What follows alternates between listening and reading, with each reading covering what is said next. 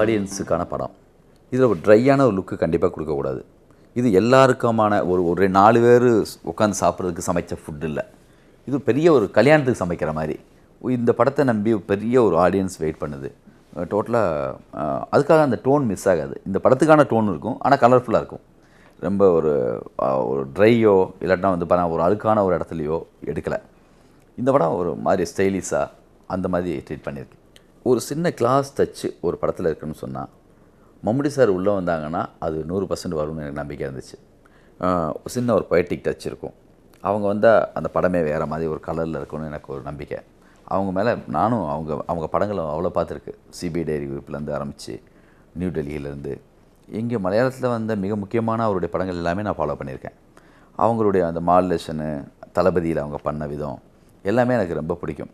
அப்போது எனக்கு அண்ணன்னா மம்முட்டி சார் தான் மைண்டில் வந்தாங்க. இந்த கதைக்கு அவங்க ரொம்ப சரியாக இருப்பாங்கன்னு. நான் ஒரு ஃபோனு அவங்களுக்கு நேரடியாக போட்டேன். அவங்க நம்பர் வாங்கி அவங்களே எடுத்தாங்க வீட்டு நம்பருக்கு. வா வந்து சொல்லு பண்ணாங்க. நான் யாருன்னே தெரியாது. படம் டைரக்டர், ஒரு அசிஸ்டன்ட் டைரக்டர் சொன்னேன். அவங்க கூப்பிட்டோன்னே பெரிய ஷாக் எனக்கு. மம்முட்டி சார் கூப்பிட்டாச்சின்னு போயிட்டு வீட்டில் உட்காந்துட்டு அந்த ஊஞ்சலில் உட்காந்துருப்பாங்க. அந்த வீட்டில் உட்காந்துட்டு என்ன தம்பி என்ன கதை என்ன சரின்னு கதை மொத்தம் சொன்னேன். நான் 2.5 hours மியூசிக்கோட சொல்லுவேன். இப்போ அந்த கதையை நான் 1000 பேர்கிட்ட சொல்லி ப்ராக்டிஸ் வேறு. கதை சொல்லி முடிச்சோடனே அவங்களுக்கு அவ்வளோ பிடிச்சி போச்சு. சொன்னோடனே அவங்களே ப்ரொடியூசர் தேட ஆரம்பிச்சிட்டாங்க. எனக்கு ப்ரொடியூசர் அவங்க தான் செட் பண்ணி கொடுக்கணும்னு சொல்லி அவங்க யாரோட படம் பண்ணியிருக்காங்களோ அவங்களுக்கெல்லாம் ஃபோன் பண்ணி இப்படி ஒரு பையன் கதை சொன்னால் நீ கதை கேளு நம்ம பண்ணலாம் சொல்லிகிட்டே இருப்பாங்க. அது ஒரு வருஷம் ப்ராசஸ் ஆகிட்டு 6 மாதம் 8 மாதம் ஆச்சு அது கரெக்டாக செட் ஆகிறதுக்கு. அதுக்கு பிறகு சூப்பர் ஹிட் சௌத்ரி சார்கிட்ட போய் கதை சொல்ல போகிறப்போ மம்முட்டி சார் தான் ஹீரோன்னு சொன்னேன். மம்முட்டி சாரை அக்செப்ட் பண்ணாமல் போயிருந்தா நான் அந்த படம் பண்ணியிருப்பேனான்னு தெரில. அந்தளவுக்கு நான் வந்து அவங்க மேலே அப்படி இருந்தேன். அப்புறம் மம்முட்டி சார் கூட போச்சு. அது கிரேட் எக்ஸ்பீரியன்ஸ். என் லைஃப்பில் நான் எத்தனை படம் எடுத்தாலும் அந்த முதல் படம் எடுத்தப்போ மம்முட்டி சார் கூட போட்ட சண்டை ஞாபகத்தில் இருக்கும். நிறைய டப்பிங்லாம் சின்ன சின்ன சண்டையெல்லாம் வரும். அவங்க ரொம்ப வந்து கும்பகோணம் தமிழ் பேச சொல்கிறான்னு சொல்லி என்கிட்ட கோச்சிப்பாங்க. ஆனால் வந்து என்னென்னா அவங்களுக்கும் ரொம்ப பிடிக்கும், எனக்கும் அவங்கள ரொம்ப பிடிக்கும். இப்போயும் பார்த்தா எங்கேயாவது இது பண்ணால் ஒரு பிரதர் மாதிரி என்னை பார்ப்பாங்க.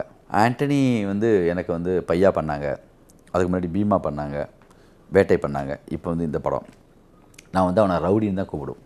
ஏன்னா அந்த மாதிரி வெட்டும். அப்புறம் பாஸ்ட் திங்கிங் அப்புறம் கம்ப்யூட்டர் சார்பாக ஒரு பெரிய நாலேஜ். அவங்களுக்கு வந்து கொஞ்சம் நான் சொல்லுவேன் இப்போ எல்லா பேட்டியிலையும் கொஞ்சம் அறிவு வந்து கடவுள் அதிகமாக ஒரு சொட்டு அதிகமாக வச்சு அனுப்பிட்டான்னு சொல்லுவேன். அவங்களுக்கு எடிட் பண்ணுறதுங்கிறது வந்து ஒரு சாங் போட்டு விட்டுக்கிட்டே கூட அவங்களால எடிட் பண்ண முடியும். ஒரு செகண்ட் நேச்சர் மாதிரி, கையை விட்டுட்டு சைக்கிள் ஓட்டுற மாதிரி ரொம்ப ஈஸியாக அவங்க ஏதோ ஒரு ஃபோன் வரும், யாராவது ஃப்ரெண்டு பேசுவாங்க, யாரோ ஒருத்தவங்க ஃபோன் வரும், அந்த ஃபோனை ஒரு கையில் வச்சுட்டு இன்னொரு கையில் கூட அப்படி பண்ணிகிட்டே இருக்கும். ரொம்ப ஈஸியாக அவங்களுக்கு. நம்மளுக்கு தான் டென்ஷன், ஐயோ இது போயிடுமா இது இருக்குமா ஒரு பயத்தோடையே உட்காந்துருப்போம். நம்ம எடுத்து வந்ததுனால எல்லா மேலே அன்பு இருக்கும். ஆனால் தயவு தாட்சியமே பார்க்காது. இது நல்லா இல்லை, நல்லா இருக்குது நல்லா இல்லைங்கிறத மூஞ்சுக்கு முன்னாடி ரொம்ப கூலாக சொல்லும். நம்ம என்ன நினைப்போம் நினைக்க மாட்டோம் அதெல்லாம் கிடையாது. ஃபைனல் ரிசல்ட் என்ன, படத்துக்கு என்ன பண்ணணும், அப்படி ஒரு ஆள் இருக்கிறதுனால நம்மளுக்கும் வந்து என்னென்னா சரியாக தான் சொல்கிறாங்க, கொஞ்சம் கேட்கலாம் அப்படின்னு தோணும். எனக்கு தெரிஞ்சு நான் சொன்ன மாதிரி கேமராமேன்களில் சந்தோஷ் சிவன், பிசி ஸ்ரீராம் மாதிரி எடிட்டிங்னா ஒரு அடையாளம். இன்றைக்கி அவங்கள ஃபாலோ பண்ணி நிறைய பேர் வந்து அந்த ஸ்டைலில் வந்து வந்துட்டாங்க. ஆனால் முத அந்த ஸ்டைல் ஆரம்பித்தது அவங்க தான். ரஜினி சார் வந்து சிகரெட்டு இப்படி தூக்கி போடுற மாதிரி அவங்கக்கிட்ட ஒரு ஸ்டைல் இருக்குது. அது நேச்சர், அது அவங்களுடைய அது ஸ்பெஷல் அவங்கக்கிட்ட. சூர்யா சார் வந்து இந்த சாங்கு வந்து பாடினதுங்கிறது என்னென்னா அவங்க ஒரு ஆடில் ஒன்று பாடியிருப்பாங்க. இந்த மாதிரி ஒரு படம் பண்ணும்போது இதில் என்னென்னலாம் செலிப்ரிட்டியான விஷயம் உள்ளே வரணும்னு ஒரு ஆசை டைரக்டருக்கு இருக்கும். ஒன்று பண்ணி பார்த்துன்னு தோணும். இதுக்கப்புறம் லைஃப்பில் அவங்க எத்தனை பாட்டு பாடினாலும் 5 தான் பாட்டு பாடியிருக்காங்க. அந்த கிரெடிட் வந்து நம்மளுக்கு தான். அதனால் வந்து என்னென்னா நான் தான் கேட்டேன் சார்கிட்ட, நீங்கள் ஆட்லலாம் பாடினதை பார்த்துருக்கேன், வாய்ஸ் சூர்யா சாருக்கு ரொம்ப நல்லாயிருக்கும், அவங்க அந்த பேசும்போதே நல்லா அப்படி இருக்கும், நீங்கள் பாடலாமே சார் கேட்டோம். சார் சும்மா விளையாடாதீங்க சொல்லி சொன்னாங்க. இல்லை நீங்கள் பாடுங்க நல்லா வரும்னு சொல்லி யுவன் சங்கர் ராஜா கூட பேசி, அதுவும் இது வந்து ஒரு ரிஸ்கி சாங்.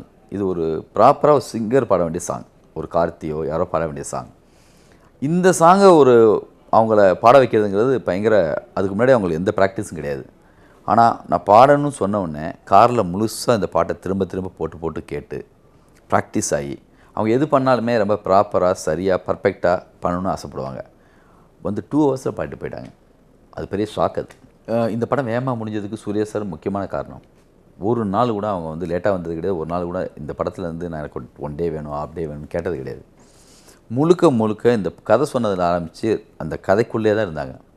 ஓக்கூட்டில் தான் தங்கியிருப்போம். ஷூட்டிங்கு ஓக்கூட். வண்டி மாறவே மாறாது. அங்கே போகும், திருப்பி இங்கே வரும். அந்த படத்துடைய மூடில் மொத்தமும் இருப்பாங்க. படம் ஸ்டார்ட் பண்ணுறதுக்கு முன்னாடி 100 கேள்வி இருக்கும். ஸ்டார்ட் பண்ணதுக்கு பிறகு நம்மகிட்ட நம்பி ஒப்படைச்சிருவாங்க.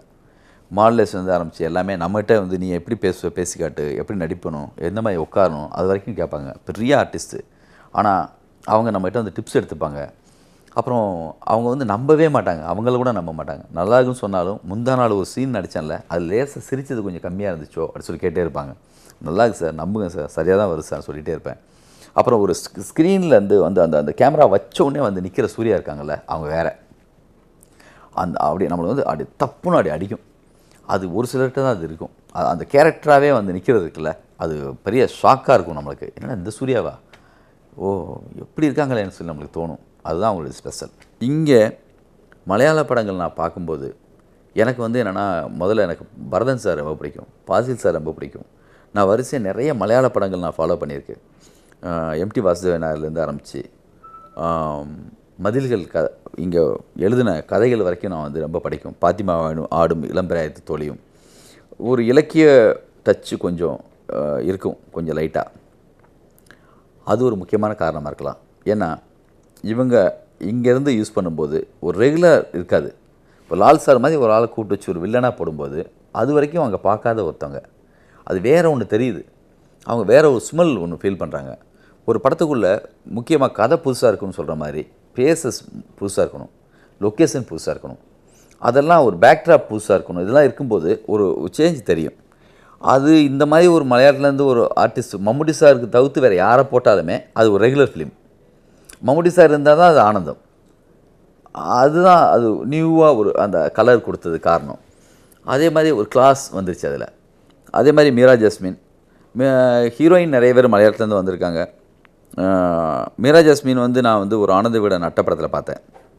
பார்த்துட்டு ரன் படத்துக்காக கேட்டப்போ பாய்ஸ் படத்தில் செலக்ட் ஆகியிருந்தாங்க. அதுக்கு பிறகு அவங்க ஜெனிலியா ஃபிக்ஸ் பண்ணதுக்கு பிறகு நம்மளுக்கு அவங்க வந்தாங்க. அது ஒரு நடிப்பு பேயின்னு தான் அதை நான் கூப்பிடுவேன். கேமராவுக்கு முன்னாடி போய் நின்றுட்டா சார் சார் சார் சார் சார்னு தழும்பும் அப்படியே நடிப்பு. நம்ம எவ்வளோ எடுத்துக்கணுமோ எடுத்துக்கணும். அவ்வளோ பெரிய எனர்ஜி லெவல் அவங்க. லால் சாரும் வெரி சின்சியர். அமலாபால் நம்ம படத்தில் வேட்டையில் பண்ணியிருந்தாங்க. அவங்களும் அப்படி தான், நல்லா ஒரு வந்துடணும், கரெக்டாக செஞ்சிடணும் அது சொல்லிட்டு இருக்கக்கூடிய ஒருத்தவங்க. இப்படி நிறைய ஒவ்வொரு படத்துலையும் ஏதோ ஒரு வகையில் நம்ம படத்தில் இருப்பாங்க.